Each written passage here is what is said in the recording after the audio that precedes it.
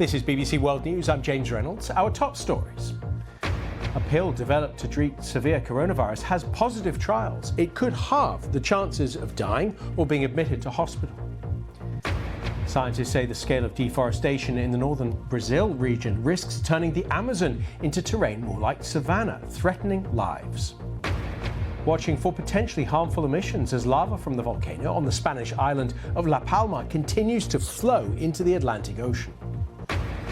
After the murder of Sarah Everard by a serving police officer, London's Metropolitan Police tries to regain the public's trust. Australia will reopen its international borders for the first time in 18 months after those borders were shut as part of tough COVID restrictions.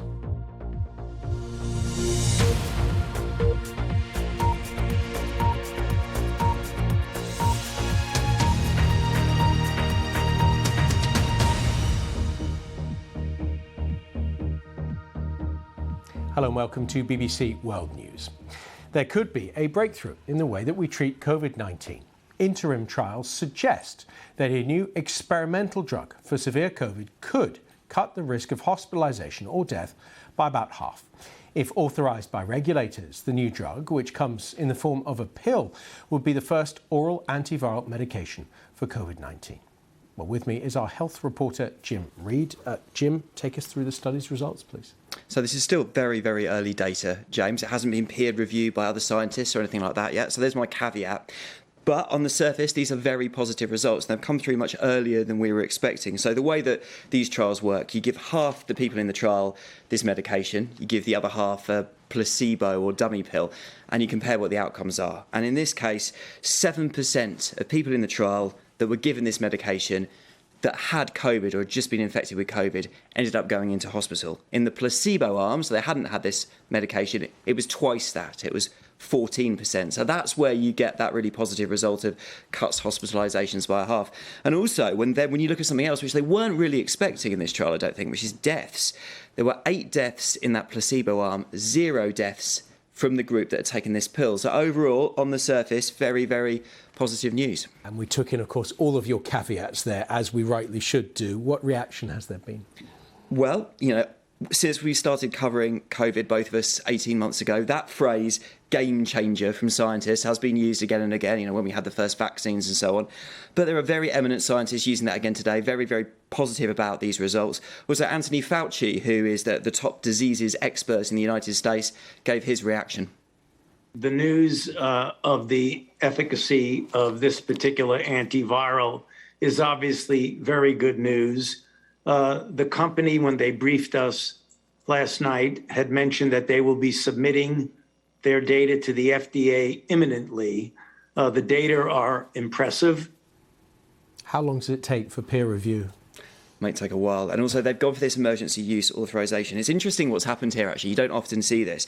So the regulators and this independent scientific body in the States have actually told Merck, the drug company, you have to stop this trial. Not because there was anything wrong, but because it was so positive. Because you've got, as I said, you've got half of this group that weren't given this pill. And ethically, you can't keep going with this trial if you've worked out that it's quite protective of people, because there's half of the people that aren't protected. So they've actually said, stop this. Merck instead, the drug company, are going for this emergency use authorization. Say they're going to go through with that in the States within 2 weeks. So, then we've got to wait for the FDA, the regulator, to approve it. But it could be a matter of weeks, couple of months or so, before we can actually start to see this being used. Of course, you have put in all those caveats, and we keep repeating those in every answer, because that's hugely important. But some people watching this would think, well, hold on, there's this pill, there's the vaccine, but people should continue to take the vaccine. Yeah, that's right. And in a way, this pill is aimed at people who can't take the vaccine to a certain extent. So that could be in developing countries where vaccine take-up is not as high as it is here. And in fact, Merck say they've done a deal with a generic drug company, or a couple of them, in India to mass produce this for that market. Or it could be for people who have a weakened immune system in some way, or who don't respond very well to the vaccine, perhaps because they're older or they have an autoimmune disease. So that's the target they're looking at. It's unlikely this is going to be used widely, you'd imagine, in Western countries. Jim Reid, thank you so much.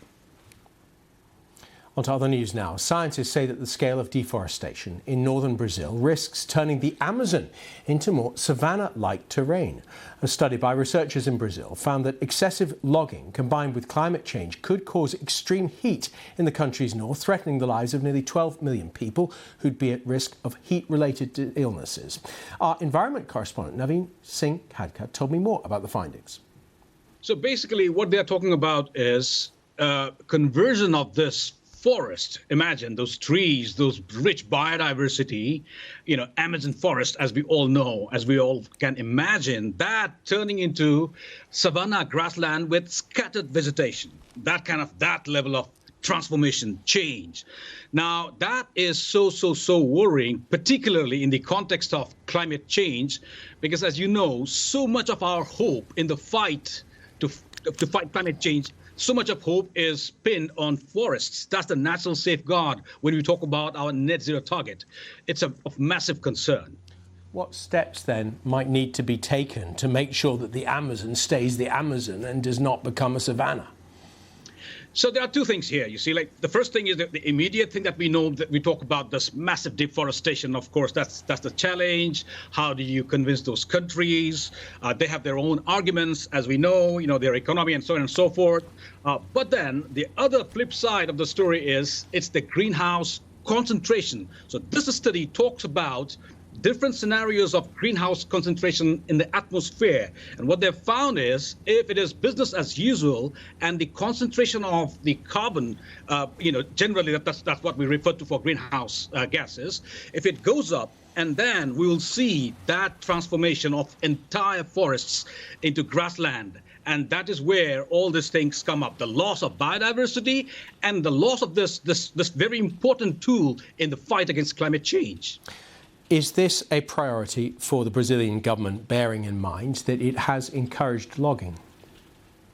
Well, that's what I was trying to explain earlier. So we have heard this in the past that, we even heard from officials that, the world should stop lecturing us that this is the lung of the planet because we have our own economy. We know what is good, what is bad. We've been hearing that. But at the same time, of late, we've been hearing a bit different kind of version that, we know that we need to take care of the planet as well, of the biodiversity and so on and so forth. But it remains to be seen that, those concerns are translated into action, but so far the ground reports that we're getting is quite disturbing.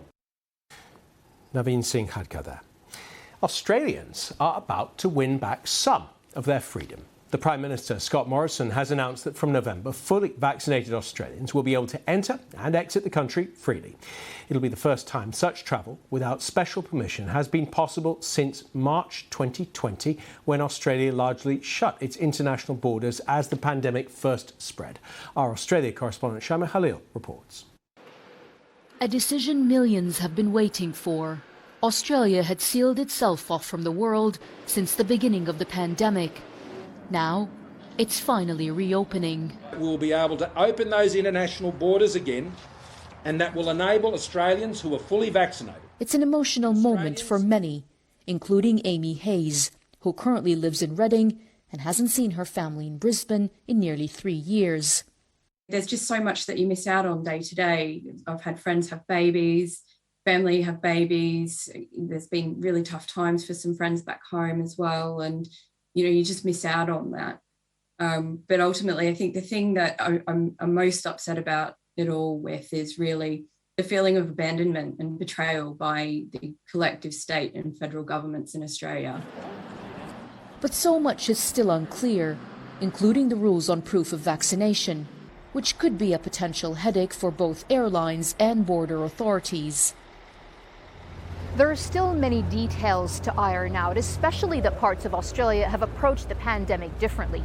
Here in New South Wales, an outbreak of COVID-19 has stabilized and the state is getting ready to open up after months in lockdown. But the situation is different in Queensland and Western Australia, for example. They're still striving for zero COVID and continue to be very strict with their borders. So by next month, you could get a scenario where someone here in Sydney will be able to travel to London, but not to Brisbane or Perth. While the practicalities of resuming international travel will be tricky, there is no doubt that this is a big day for Australia. finally opening up to the world after nearly 2 years of isolation. Mikhail, BBC News, Sydney. Lava from a volcano erupting on the Spanish island of La Palma has destroyed more homes as it pours from a newly opened fissure. A change in wind direction has seen toxic vapours released by the lava on contact with the sea now blowing back across the island. Residents have been advised to wear masks and goggles in order to protect themselves. Well, our correspondent Dan Johnson joins us live from La Palma. Dan, it is good to see that you are not covered in ash. What is going on? Yes, that volcano does continue erupting day and night. The thunderous sound echoes around this side of the island. Nobody here can be in any doubt of the threat that they are living under. And, of course, they've also got the lava flow, which has gone right down the hillside now, a huge black scar that has disfigured the landscape. And that is the spot just over there where that gentleman's taking a photograph, where it is hitting the sea. You can see the steam rising off it as the hot lava is hitting the cooler water. And that is where those toxic gases are released. Now, as you say, we're fortunate today that the wind direction is blowing it away from us, so the threat here isn't as great, but there is a huge exclusion zone which is being enforced by the police. That's why there are 6,000 homes that have been evacuated and more than 900 homes that have been destroyed now by the lava. But there was a fresh lava flow overnight after a new vent opened up way up in the mountains. So lava is now threatening more homes, more villages, and that's why I saw other people today deciding to evacuate their homes to move to a safer place. They haven't been told to do that by the authorities yet, but some people are making the decision that it is time for them to move, particularly to get older people out. I was talking to some residents of La Palma who are 96 and 97 years old. Both those ladies had lived through eruptions here in 1949 and in 1971, but they said after 12 days of this, enough. They are going to leave this island. They're going to go to Lanzarote and see how things play out. So you get a real idea of how this is affecting everyday life here, not just for the people who have had their homes destroyed. This really is such a strange, bizarre situation which is affecting everybody here and everything. I was talking to the fishermen in the harbour here earlier. One of them said they can't go out fishing because the exclusion zone extends into the sea and there aren't any fish anyway. They said a couple of weeks ago, even before the volcano erupted, the fish all disappeared. So this is having a real effect on different strands of life here on this island, and people are wondering how long will it carry on and what will the longer lasting impact be? That is my question. What are scientists saying? How long will it continue? Well, their original estimates were that this eruption may continue for weeks, certainly, perhaps into maybe 2 or 3 months. Now, we're 12 days in already, and there are no signs of it letting up whatsoever. I went out on a boat a little earlier to see what we could see from that point where the lava is pouring over the cliffs and actually making new land. That is the newest bit of the Canary Islands. It's where La Palma is growing, but every act of creation is also an act of destruction. And right up the hillside, there are so many villages and homes now that have been destroyed. That's why people are concerned that there is no end in sight for this and that there could be more devastation on the way. Dan Johnson, we won't let you come back till it's all over. Thank you so much. Do stay with us here on BBC World News. Still to come. A return to royalty. Russia's former imperial capital hosts the first Romanoff wedding in a century.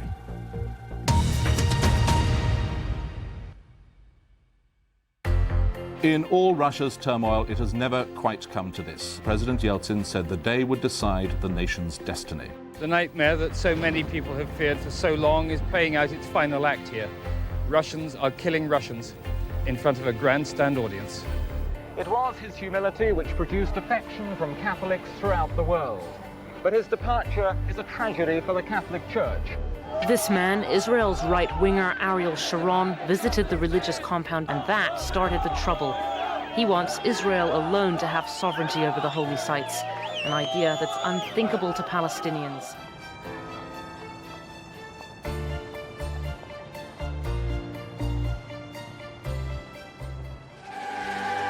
After 45 years of division, Germany is one. In Berlin, 1 million Germans celebrate the rebirth of Europe's biggest and richest nation.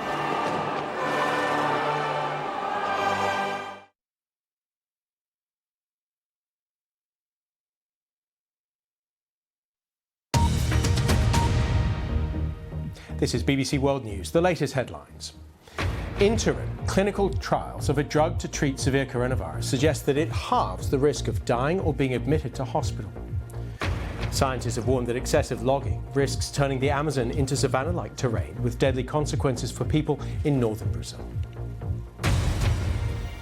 After 35 years, a man has confessed to being an infamous serial killer known as the pockmarked man who raped and murdered several women and children in Paris in the 80s and 90s. Retired police officer François Verove is reported to have left a suicide note confessing to those crimes which go back decades. Investigators say that DNA evidence confirms that he was the notorious serial killer. Here's the lawyer representing the victims' families. We noticed in one of the cases that it had been committed not far from a training centre for gendarmes, and so the investigators were interested in all the people who had passed through this training centre. That's why we summoned several hundred gendarmes, and on this occasion, one of them committed suicide. He was both a gendarme at the beginning of his career and then a policeman. Maybe that's what allowed him to escape the investigation, because he knew the techniques. He knew that he shouldn't give his DNA in order not to be identified. Obviously it's disturbing because we're going to question through all this the career of this man. What has he done since these crimes, since all these years? From Paris, our correspondent Hugh Schofield has more. It all goes back to the 80s and 90s and some notorious killings and rapes in the Paris area, particularly the rape and killing of an 11-year-old girl in 1986. They were all linked to a suspect whose photo fit was drawn up, but they never got anywhere. The police never got anywhere near finding out who it was. They knew there was a link because they had DNA evidence, but they couldn't find the killer. And then this spate of killings stopped in the mid-90s, and it became a cold case. But there were people still working on it behind the scenes, and it all came to a head this week because this police officer, François Verove, who committed suicide down in the south of France, left a letter to you saying he was the killer. And what had happened was that the investigation was finally beginning to close in on him. Letters had been sent out, or summonses had been sent out to hundreds of former gendarmes and police officers, of whom he was one, because the police had decided that the investigators had decided that it was most likely that it was a former police officer who was responsible. So clearly he felt the net was tightening around him finally after all these years and killed himself. Hugh Schofield reporting. London's Metropolitan Police is trying to reassure women after a serving police officer pleaded guilty this week to the rape, kidnap and murder of a woman walking home alone in London. The officer, Wayne Couzens, will spend the rest of his life in prison. In court, it emerged he'd used his warrant card and handcuffs in the attack against Sarah Everard. Daniel Sanford has more. Wayne Couzens, the police officer turned killer who has so damaged public trust. Today beginning the life sentence in prison from which he will never be released. His abduction, rape and murder of Sarah Everard, using his police warrant card and handcuffs, risks undermining confidence in officers right across the UK. I think it's very important that people should have confidence in policing and what the police do, and I do. Let me stress that. But what I want to do is to use this moment to make sure that we deal with what I think is a huge and justified feeling by millions of people up and down the country, and I'm afraid overwhelmingly women, that their complaints and their anxieties are not taken seriously enough by the police. The wider problem is illustrated by a WhatsApp group in which Wayne Couzens swapped misogynistic messages with officers from the Metropolitan Police, the Civil Nuclear Constabulary and the Norfolk Constabulary. All are being investigated for gross misconduct. Two of the Met officers face a criminal investigation for allegedly sending grossly offensive messages. I am so sorry. Couzens' horrific crimes have left the head of London's police force, Dame Cressida Dick, in a precarious position. Her force had failed to pick up at least 2 incidents of indecent exposure, apparently involving Wayne Couzens. One before he joined the force and one just 3 days before he killed Sarah Everard. The Metropolitan Police has had to issue advice to women that if they're unsure about an officer who stopped them, they should ask to speak to the control room on the police radio, and if still concerned, just run. She's ready to take action. to do the right thing. And while the force has been celebrating 100 years of women in policing, some former officers have said misogyny, contempt for women, is widespread, and people are afraid to report it. There are some people who challenge, and they become marginalised, and they become almost like the pariahs of the team. That needs to stop. That's where I talk about there needs to be the support network, and those officers need to be actively encouraged to come forward. The confidence issues go far beyond the capital. The force in Manchester has been repeatedly criticised for how it handles domestic abuse. Young women in the city today said they have lost trust in the police. They're there to keep you safe, and the idea that they're not and they're doing quite the opposite is quite scary, I feel. I don't feel like I go to the police now. I feel like, we have to kind of stand together rather than go to the police. We have to kind of have backup from other means. It left police chiefs today trying to reassure the public. We've issued guidance today to make sure within our own forces, amongst our own teams out there on the ground, to call out where there is behaviour or where there are things that are said that are not right. And that's something that we place a real strong focus on within policing. And so the case of Sarah Everard, murdered by a police officer as she walked home, could become a watershed moment when police forces have to address the toxic attitudes that some men in their ranks hold towards women. Daniel Sanford reporting. The former president of Georgia, Mikhail Sakashvili, has been arrested just hours after he returned to his homeland. He posted this video on social media early on Friday, calling on voters to oppose the governing party in forthcoming elections. In 2018, Mr. Sakashvili, who's recently been living in Ukraine, was sentenced in his absence to 3 years in prison for giving a presidential pardon to 3 officials who'd been jailed for murder. Europe's first mission to Mercury is expected to reach its destination this weekend. The Bepi Colombo spacecraft will carry out 6 flybys around the planet. If successful, the probe will then start sending images back to Earth. It's moving too fast to go into orbit, but will begin more detailed observations in 4 years' time. Elsa Montaneon is the spacecraft operations manager for the mission at the European Space Agency.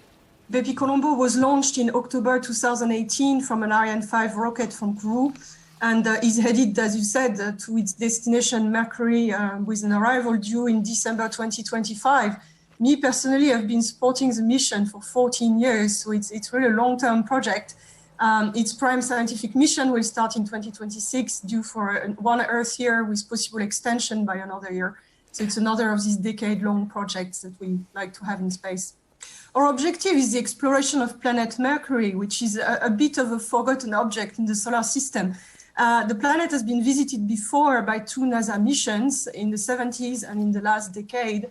But for us, Europe, and for our partner agencies, the Japanese Space Agency, it's a first. We've never been there before. Elsa Montaneon there. We look forward to seeing what those pictures might look like. Now, a man who claims to be the heir to the imperial Russian throne has married in Russia. Some who are enthusiastically following the event say that it is the first holy wedding since the 1917 Russian Revolution, which toppled the Romanov monarchy. Grand Duke George Mikhailovich Romanoff, who claims the royal title through his mother, got married to his Italian fiancée in the former imperial capital of St. Petersburg. The BBC's Richard Galpin, who was not invited, has been watching the ceremony from Moscow. Hundreds of guests came here to St. Isaac's Cathedral in St. Petersburg to take part in the wedding ceremony. Amongst them, members of many European royal families. They witnessed the Grand Duke George Mikhailovich and his fiancée Victoria Romanova Betterini exchanging rings as they were pronounced husband and wife. It's claimed this was the first royal wedding since the Bolshevik Revolution in 1917. A revolution which brought disaster for the family. Many of the main members were murdered by the revolutionaries. But some are sceptical about whether this really is a royal wedding. The marriage as such is not an imperial marriage because the bride, lovely though she is a commoner, and the equal marriages rule in Russia was that any woman marrying into the Romanov family had to be a princess of the blood.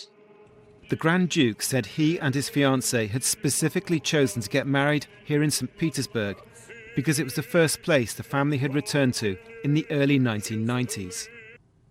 The city, he said, was the history of Russia and the history of the House of Romanov. The Grand Duke lived in France for many years before returning to Russia 3 years ago. He believes Russian and European royals could play a part in trying to mend relations between Russia and the West. Richard Galpin, BBC News, Moscow. There we go, a fascinating piece of history. More on this story, the wedding, and on all of our stories on our website, wherever you find it, it's BBC News. And do let me know what you're up to, both today and over the weekend. I'm on Twitter at JamesBBC News. Do stay with us.